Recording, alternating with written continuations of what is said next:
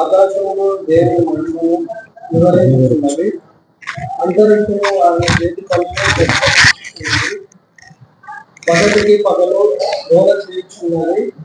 రాత్రికి రాత్రి జ్ఞానము పెరుగుచున్నది. వాటికి భాష లేదు, మాటలు లేవు, వాటి స్వరము వినబడదు. వాటి పనులు భూమి మీద అంతటా వ్యాపించుతున్నది. లోక దిగంతముల వరకు వాటి ప్రకటనను ప్రయాణించున్నది. వాటిలో ఆయన సూర్యునికి గుడాలు వేషము. అతడు తన అంతఃపురంలో నుండి బయలుదేరు పెళ్లి కుమారుడు వలె ఉన్నాడు. సూర్యుడు పరిగెత్తు నివాసించినట్లు తన పదముల నుండి పరిగెత్తు నివసించుతున్నాడు.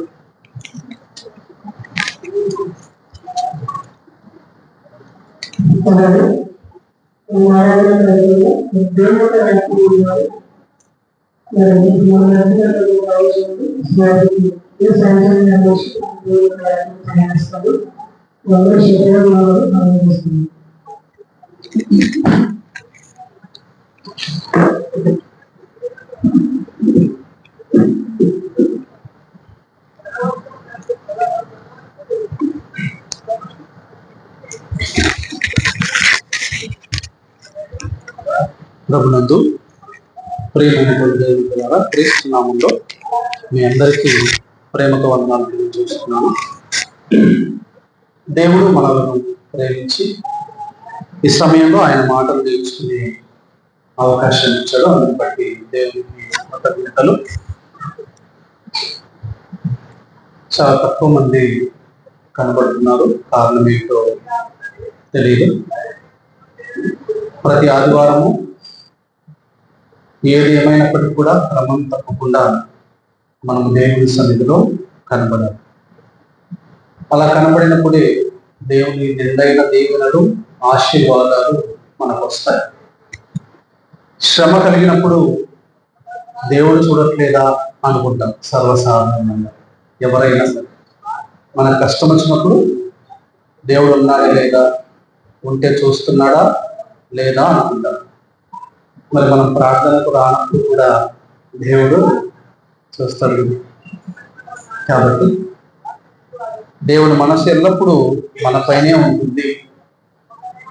దేవుని హృదయము మన వైపే ఉంటుంది. అందుకే ఆయన ప్రియకుమారుడైనటువంటి యేసు క్రీస్తును మన కొరకు బలియాగంగా అర్పించారు. ఆ విషయాన్ని గుర్తుంచుకొని దేవుని యొక్క మార్గంలో మనం క్రమం తప్పకుండా ముందుకు సాగుతున్నారు. దేవుని వాక్యంలోకి మనం ముందుకు సాగిపోవడం. గత ప్రభుదినము నుండి మనం ఆలోచిస్తున్నటువంటి పాఠము కారణ జన్ముడు అనేటువంటి పాఠాన్ని మనం ఆలోచిస్తున్నాం. మత్తయి సువార్తలో తెలియజేయబడినట్టుగా 25వ అధ్యాయంలో కాగా పిలువబడినటువంటి వారు అనేకులు, ఏర్పరచబడినటువంటి వారు కొందరే. మనమందరం కూడా పిలువబడినటువంటి వారు.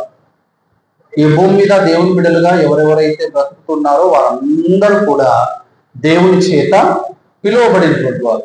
అయితే ప్రత్యేకంగా కొంతమంది ఉన్నారు. వారిని ఏమంటారంటే వారిని ప్రతిష్ఠింపబడిన వారు అని అంటారు.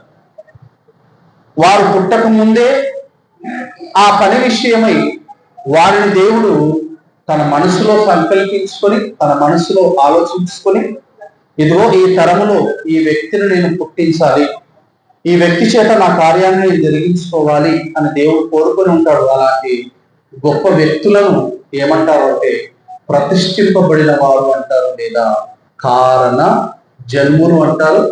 అదే క్రమంలోకి, అదే కోవలోకి మన దైవ సేవకుడు, మన నాయకుడు కూడా వస్తాడు అనేటువంటి విషయాలు మనము నేర్చుకున్నాం.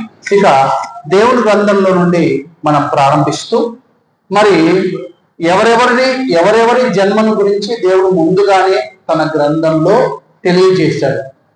తెలియజేయబడినటువంటి వారు ఈ లోకానికి వచ్చి వారు దేవుని కొరకు ఏం చేయగలిగారు.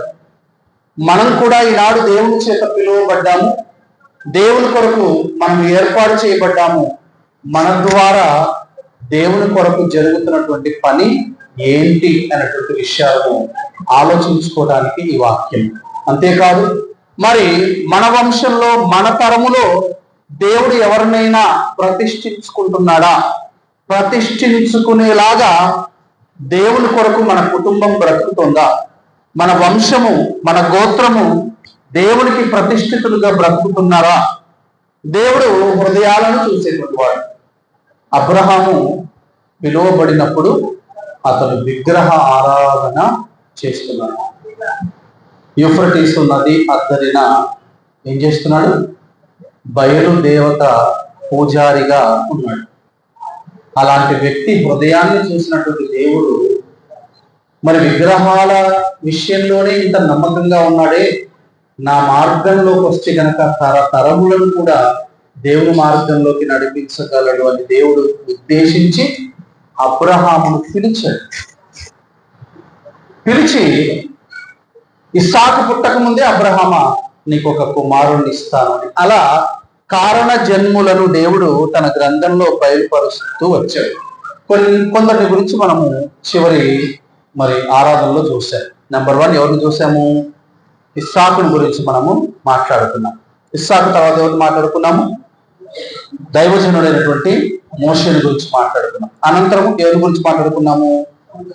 సంసోను, న్యాయాధిపతి అయినటువంటి సంసోను గురించి మనం మాట్లాడుకున్నాం. ఆ తర్వాత సమూయేలు ప్రవక్త, న్యాయాధిపతి, ప్రధాన యాజకుడుగా 3 స్థానాలను అధిరోహించినటువంటి గొప్ప నాయకుడు సమూయేలును గురించి మనము నేర్చుకున్నాం.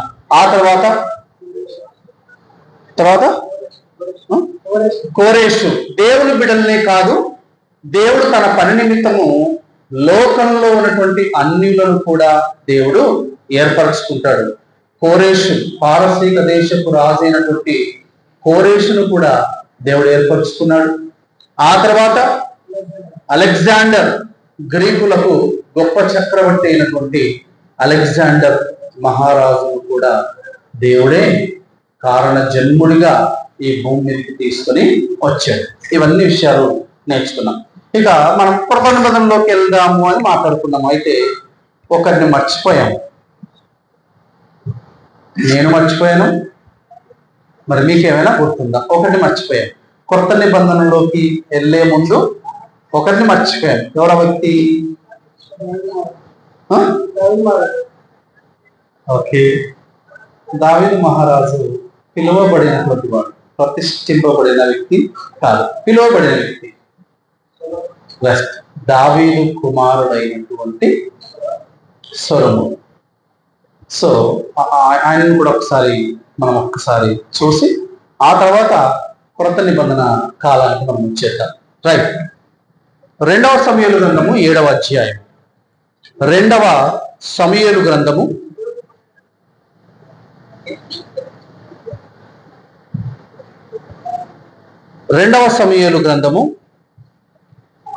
7వ అధ్యాయము మొదటి నుండి కొన్ని మాటలు చదువుకుందాం. మొదటి నుండి 3 వచనాలు చదువుకుందాం. మొదటి నుండి 3 వచనాలు.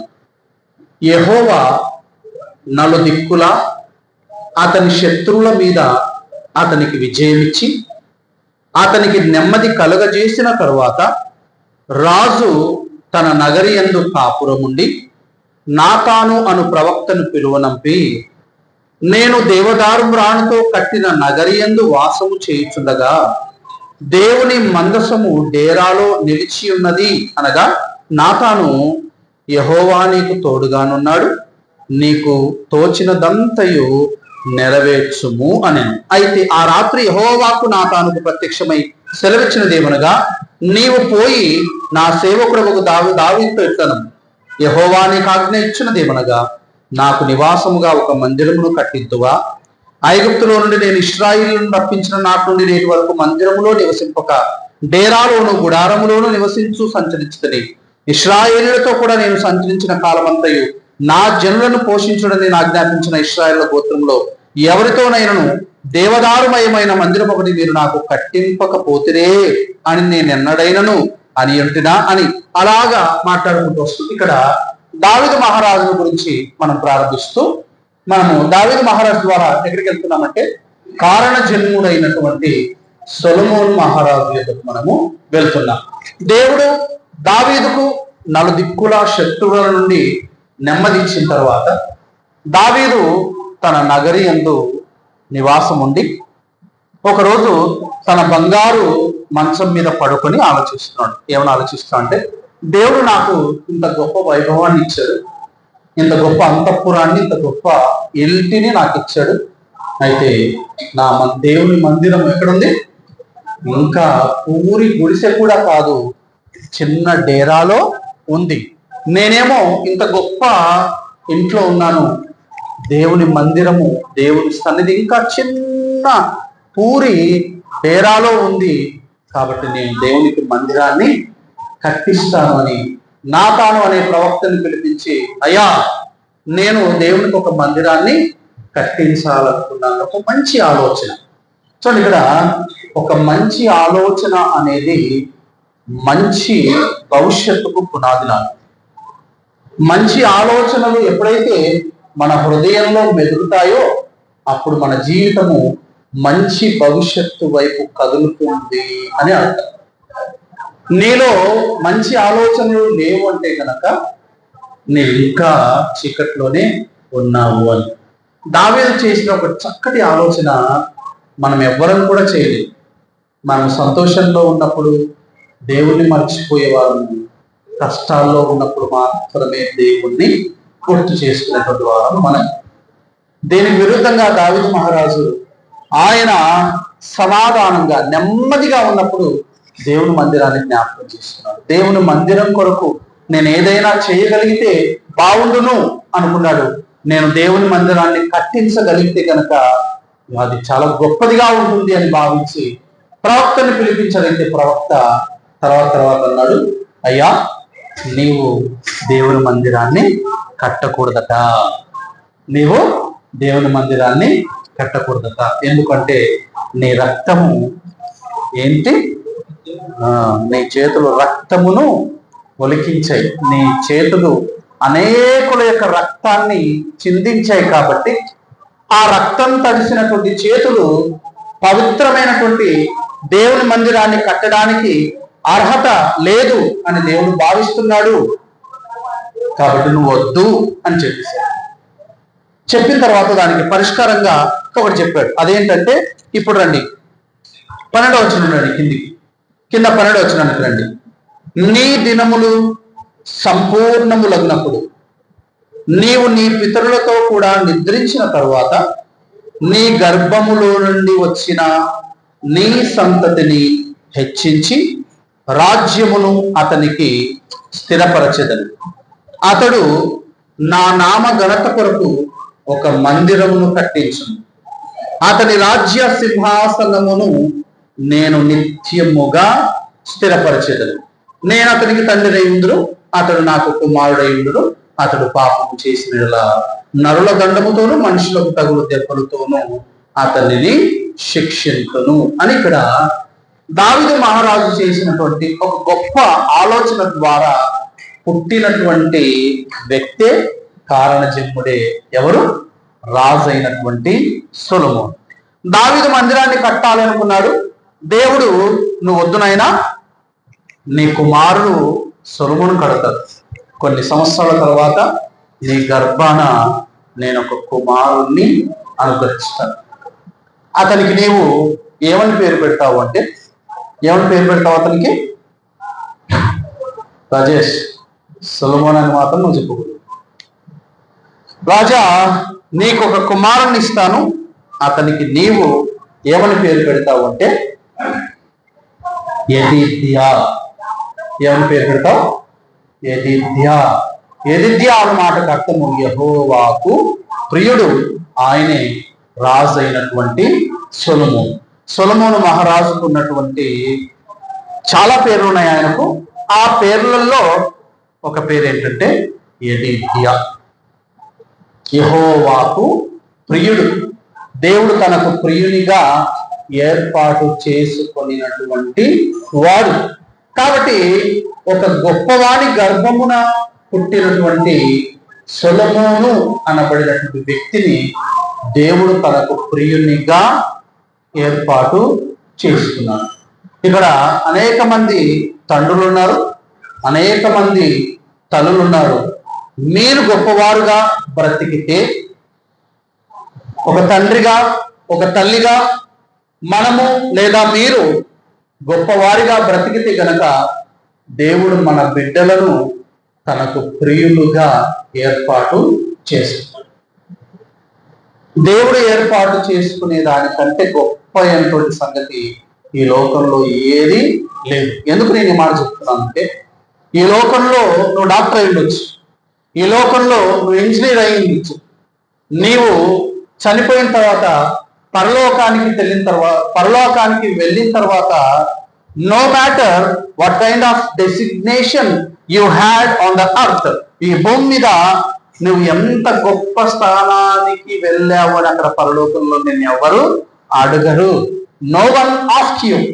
పరలోకంలో మీరు డాక్టరా, మీరు లాయరా, మీరు ఐఏఎస్ ఆఫీసరా, this kind of questions are nothing in heaven. ఇవన్నీ కూడా ఎవ్వరు అడగరు.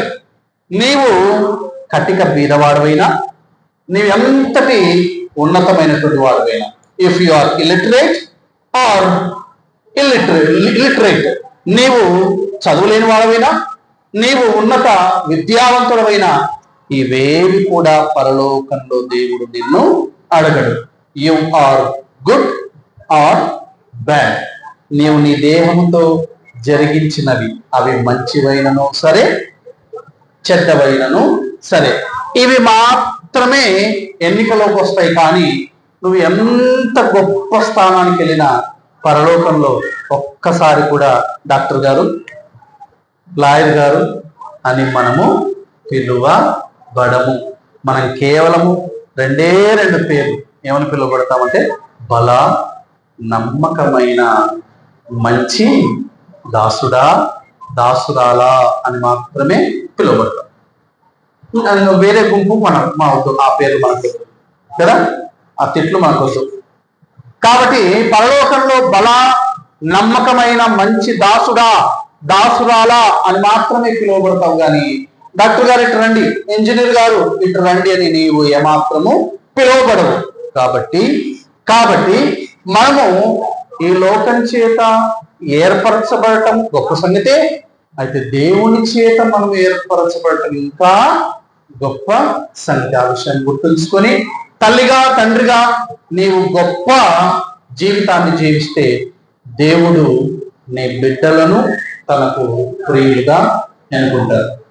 మరి మన సేవకుడు వెళ్ళిపోయారు, కొన్ని సంవత్సరాల తర్వాత నేను వెళ్ళిపోతాను. ఆ తర్వాత మరి ఎవరు మీలాంటి గొప్ప గొప్ప గర్భాన పుట్టినటువంటి వారే ఏంటి దేవుని రాజ్యాన్ని నడిపించగలరు. నాలాంటి వారు దేవుని రాజ్యాన్ని నడిపించేదానికంటే కూడా ఇంకా గొప్పవారు, yes he is the right person అనిపించేలాగా మీ గర్భములో పుట్టారు కదా. వీఆర్ వెయిటింగ్ ఫర్ అనదర్ దేవరకోము ఎలీషా. మేము దేవరకోము ఎలీషా గారు మరలా ఎక్కడి నుంచి వస్తారు, ఎవరి నుంచి వస్తారు అని I'm also eagerly waiting for that incident. If I am alive, నేను బ్రతికుంటే కనుక అది నేను చూడాలి అనుకుంటున్నాను. ఎవరి గర్భంలో మరలా వస్తాడు? దేవర పోగు ఎలీషా అనేంతటి గొప్ప వ్యక్తి ఏమో చెప్పలేదు, ఆయన అని చెప్పట్లేదు. అలాంటి గొప్ప వ్యక్తి మీ గర్భము నుండి గనక రాగలిగితే ఎంత ధన్యత కదా, ఎంత ధన్యత. కాబట్టి దావీదు మహారాజు దేవుని కోసం బ్రతికాడు. ఆయన గర్భవాసములో నుండి దేవుడు ఎవరిని పుట్టించాడు? సొలొమోను అనేటువంటి గొప్ప భక్తుల్ని పుట్టించాడు. అంతేకాదు, ఆ ప్రవచనాన్ని ఏమంటారంటే it's not a single prophecy, it's a dual prophecy. దాన్ని ఏమంటారంటే ద్విముఖ ప్రవచనం. అది కేవలం సొలొమోను గురించి మాత్రమే కాదు, యేసు క్రీస్తును గూర్చినటువంటి ప్రవచనం కూడా అది. సో అది తర్వాత విషయము.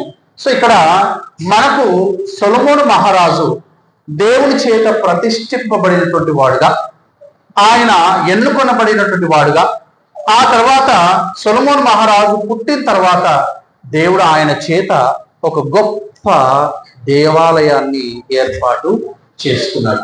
ఆ కాలంలో దాన్ని ఏమన్నారు అంటే స్వర్ణ దేవాలయం అన్నారు. ఆ కాలంలో చూసినటువంటి వారు దాన్ని ఏమన్నారు అంటే స్వర్ణ దేవాలయము అన్నారు. ఇప్పుడు కూడా మన భారతదేశంలో స్వర్ణ దేవాలయం ఉంది. తెలుసా? ఎక్కడుందో తెలుసా? ఎక్కడుంది? పంజాబ్లోని అమృత్సర్. పంజాబ్లోని అమృత్సర్లో బంగారు దేవాలయం ఉంది. దాన్నే కోణార్క్ దేవాలయం అని కూడా అంటారా? కదా కదా, ఓకే, నాకైతే సోషల్ తెలీదు. రైట్. పంజాబ్ రాష్ట్రంలోని అమృత్సర్ అనేటువంటి పట్టణంలో బంగారు దేవాలయం ఉంది, వారి మార్గానికి సంబంధించింది. అలాగే యెరూషలేములో కూడా అప్పుడు సొలొమోను మహారాజు చేత కట్టబడినటువంటి ఆ దేవాలయాన్ని స్వర్ణ దేవాలయం, బంగారు దేవాలయం అన్నారు. ఆ దేవాలయాన్ని దోచుకోవడానికి గొప్ప గొప్ప చక్రవర్తులు పోటీ పడ్డారు. ఈ భూమి మీద ఉన్నటువంటి గొప్ప గొప్ప చక్రవర్తులు ఆ దేవాలయపు బంగారు కోసము ఆరాటపడ్డారు. అంత బంగారు ఆ దేవాలయంలో ఉంది.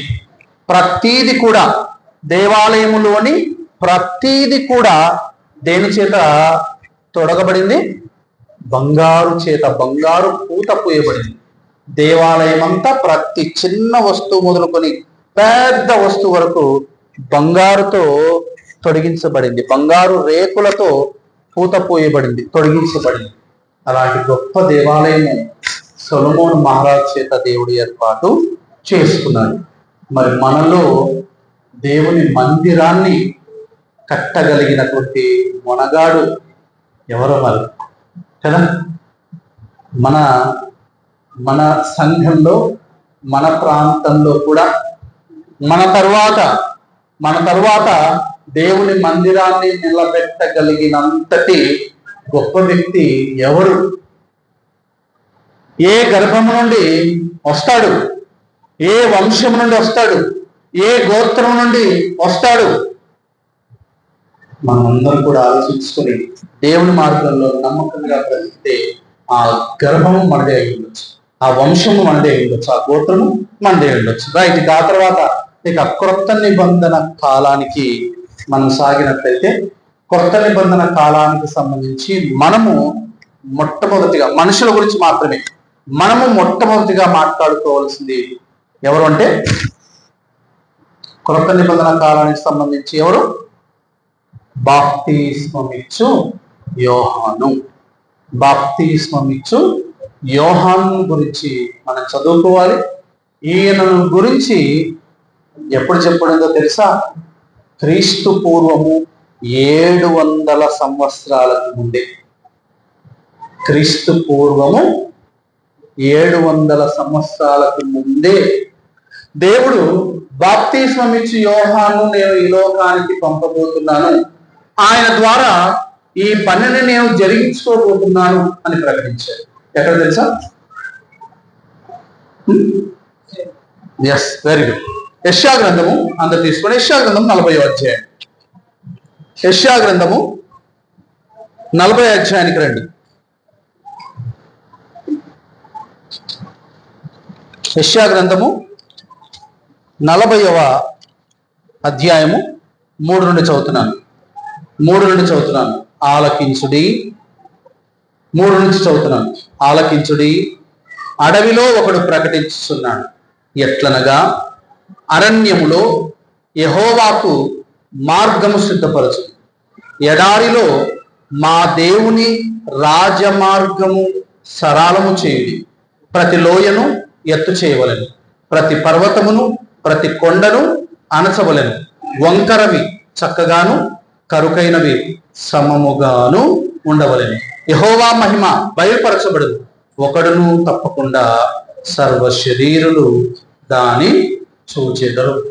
యెషయా ప్రవక్త ద్వారా క్రీస్తు పూర్వము 700 సంవత్సరాలకు ముందే, క్రీస్తు పుట్టడానికి 700 సంవత్సరాలకు ముందే యెషయా ప్రవక్త ద్వారా దేవుడు కారణ జన్ముడుగా ప్రకటించినటువంటి వ్యక్తి ఎవరు అంటే ఆయనే బాప్తిస్మమిచ్చు యోహాను.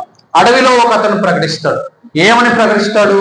దేవుని మార్గాన్ని సరళము చేయండి, ప్రతి లోయను చదును చేయండి, ప్రతి ఎత్తైన పర్వతాన్ని చదును చేయండి, వంకరవి చక్కగా కావాలి, దేవుని మార్గాన్ని రాజమార్గంగా ఏర్పాటు చేయండి. రాజమార్గం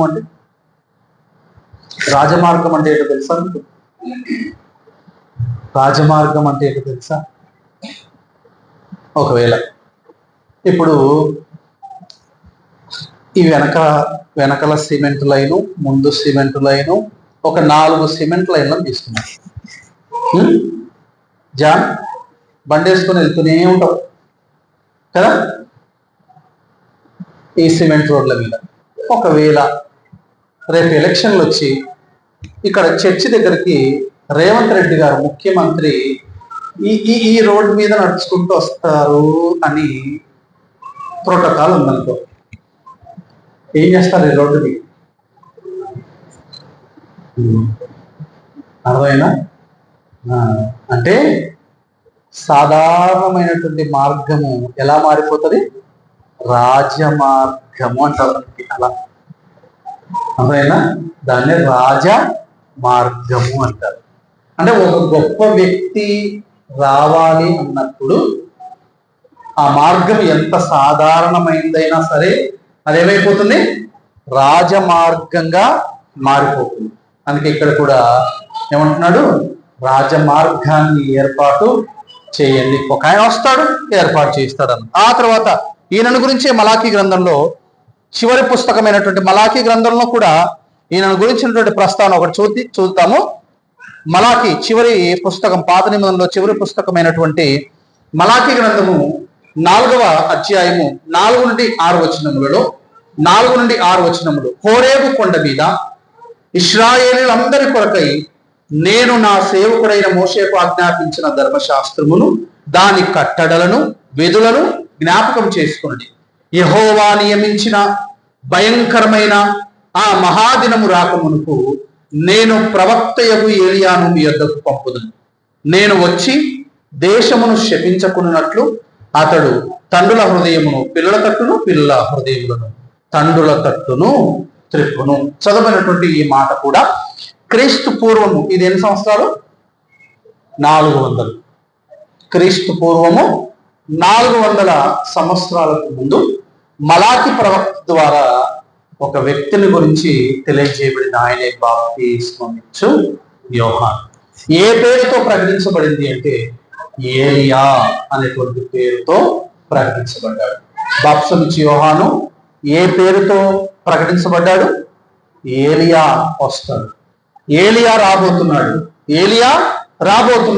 ఇప్పుడు మనం కూడా దేవుడు పోగు ఎలీషా గారు రావాలి అని ఎలాగైతే ఎదురు చూస్తున్నామో అలాగే ప్రవక్త అయిన ఏలియా మరలా వస్తాడు. ఆయన మరలా వస్తాడు అని యెషయా గ్రంథంలో చెప్పబడింది, మలాకి గ్రంథంలో చెప్పబడినట్టుగానే ఆయన వచ్చాడు, చనిపోయిన తర్వాత ఆయన గురించి ఒకసారి మత్తయి సువార్త 17వ అధ్యాయం, మత్తయి సువార్త మత్తయి సువార్త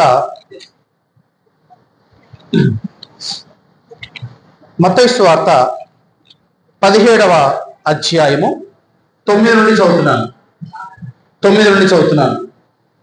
వారు కొండ దిగి వచ్చుచుండగా మనుష్య కుమారుడు మృతులలో నుండి లేచి వరకు ఈ దర్శనము మీరు ఎవరితోనూ చెప్పకూడని యేసు వారికి ఆజ్ఞాపించారు. అప్పుడు ఆయన శిష్యులు, ఇలాగైతే ఏలియా ముందుగా రావలనని శాస్త్రులు ఎందుకు చెప్పుచున్నారని ఆయనను అడిగి, అందుకు ఆయన, ఏలియా వచ్చి సమస్తమును చక్కబెట్టును అను మాట నిజమే. అయినను ఏలియా ఇదివరకే వచ్చెను, వారు అతనిని ఎరుగక తమకు ఇష్టము వచ్చినట్టు అతని ఎడల చేసిరి. మనుష్య కుమారుడు కూడా అలాగే వారి చేత శ్రమలు పొందబోచున్నాడని మీతో చెప్పుచున్నాను అని. అప్పుడు ఆయన బాప్తిస్మమిచ్చు యోహానును గూర్చి తమతో చెప్పెనని శిష్యులు గ్రహించిరి. కొత్త నిబంధనలు ఏమని మాట్లాడుకుంటున్నారంటే, ప్రవక్త అయిన ఏలియా రావాలి కదా అని మాట్లాడుకుంటున్నారు. యేసుక్రీస్తు అంటున్నారు, ప్రవక్త అయిన ఏలియా ఇదివరకే వచ్చేశాడు, ఆయనే ఎవరో కాదు, బాప్తిస్మమిచ్చు యోహాను. బాప్తిస్మమిచ్చు యోహాను అటు దేవుని రాజ్యపరంగా దేవుని వాక్యాన్ని చెప్పాడు, ఇటు సమాజ పరంగా కూడా దేవుని మాటలను నేర్పించాడు.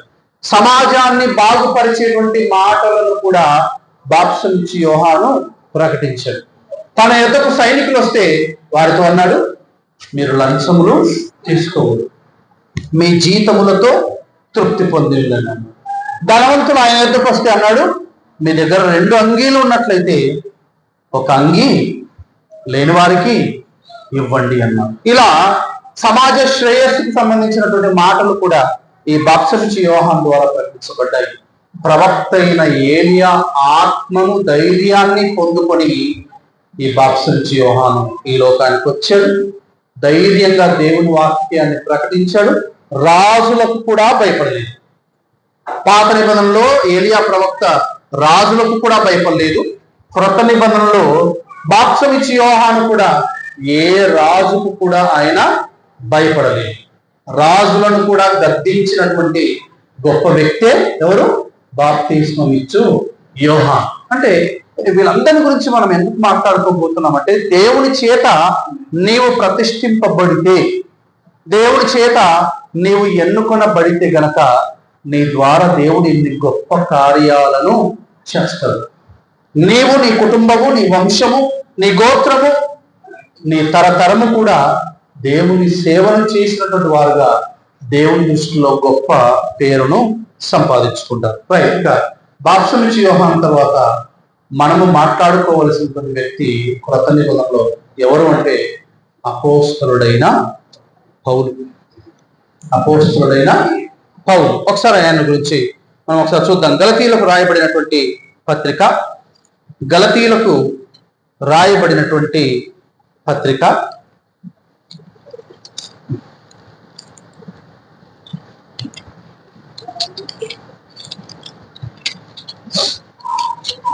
మొదటి అధ్యాయంలో గలతీయులకు రాయబడినటువంటి పత్రిక మొదటి అధ్యాయము ఎన్నో వచనం? 15వ వచనం చదువుదాం. గలతీయులకు రాయబడినటువంటి పత్రిక మొదటి అధ్యాయము 15వ వచనం. అయినను పౌలు అంటున్నాడు, పౌలు అపోస్తలుడైనటువంటి పౌలు తనని గురించి తాను ప్రకటిస్తూ అంటున్నాడు, అయినను తల్లి గర్భమునందు పడినది మొదలుకొని నన్ను ప్రత్యేకపరచి తన కృపచేత నన్ను పిలిచిన దేవుడు, నేను అన్యజనులలో తన కుమారుని ప్రకటింపవలనని ఆయనను నాయందు బయలుపరుప ననుగ్రహించినప్పుడు మనుష్య మాత్రులతో నేను సంప్రదింప లేదు.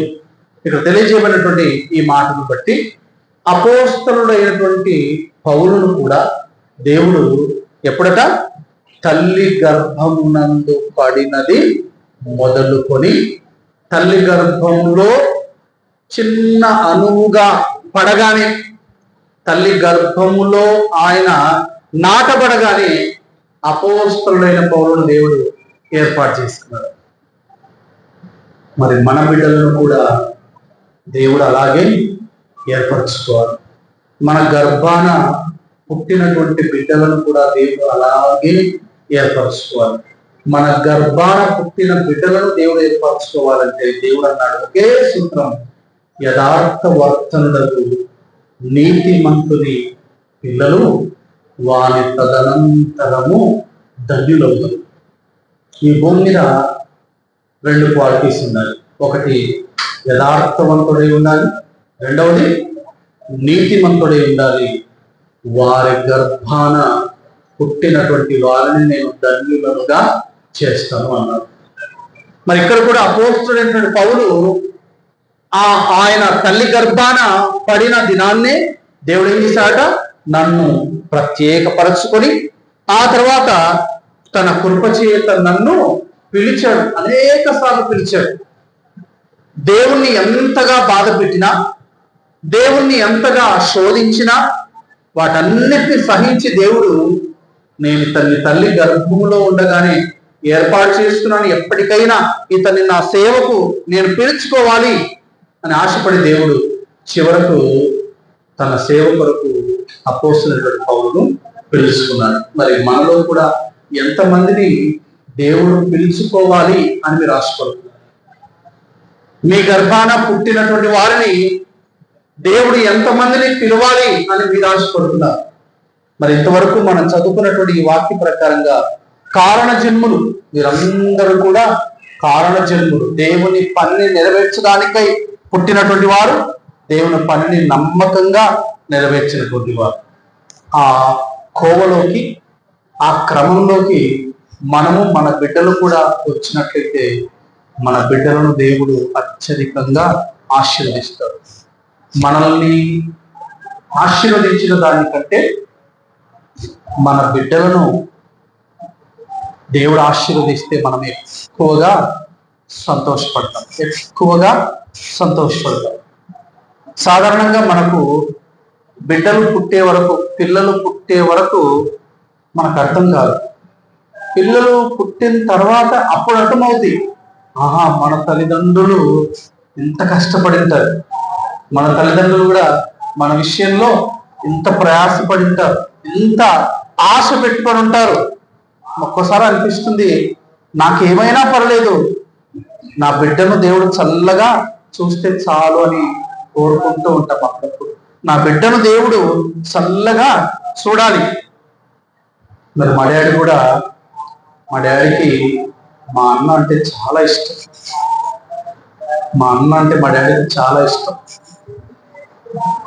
నేను నా కొడుకును చూసినప్పుడంతా కూడా వీడు చల్లగుంటే చాలు, వీడు బాగుంటే చాలు.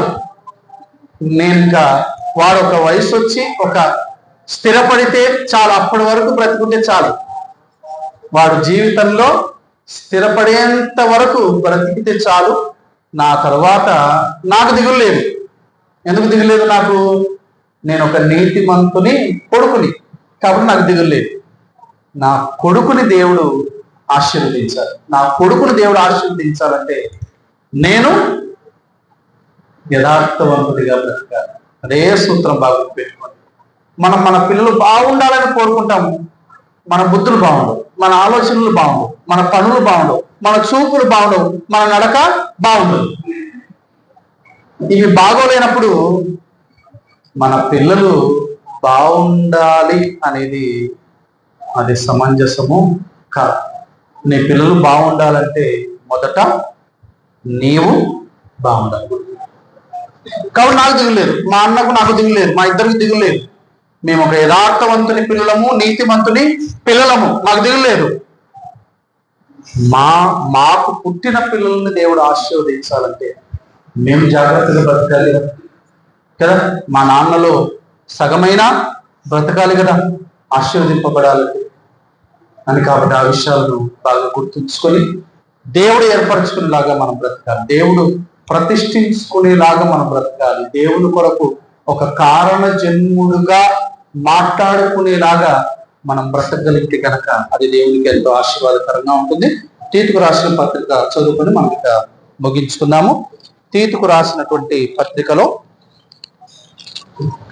2వ అధ్యాయము 14వ వచనం, 2వ అధ్యాయము 14వ వచనం, ఆయన సమస్తమైన దుర్నీతి నుండి మనలను విమోచించి సత్క్రియలయందు ఆసక్తి గల ప్రజలను తన కోసము పవిత్రపరుచుకొని తన సొత్తుగా చేసుకొనుటకు మన కొరకు తన్ను తానే మన కొరకు అర్పించుకునేను. మనము సత్క్రియలను చేయడానికి, సత్క్రియల యందు ఆసక్తి కలిగి ఉండడానికి దేవుడి చేత మనము ఏర్పాటు చేయబడ్డాము అనేటువంటి విషయాన్ని గుర్తుంచుకొని మనం పిలువబడినటువంటి వారమే, మనం ఏర్పాటు చేయబడినటువంటి వారమే, మన ద్వారా ప్రతిష్ఠింపబడినటువంటి వారు కూడా పుట్టగలిగితే అది ఇంకా ఎంతో ధన్యత అనేటువంటి విషయాన్ని గుర్తుంచుకొని దేవుని కొరకు సమర్పించుకొని బ్రతుకుదాం.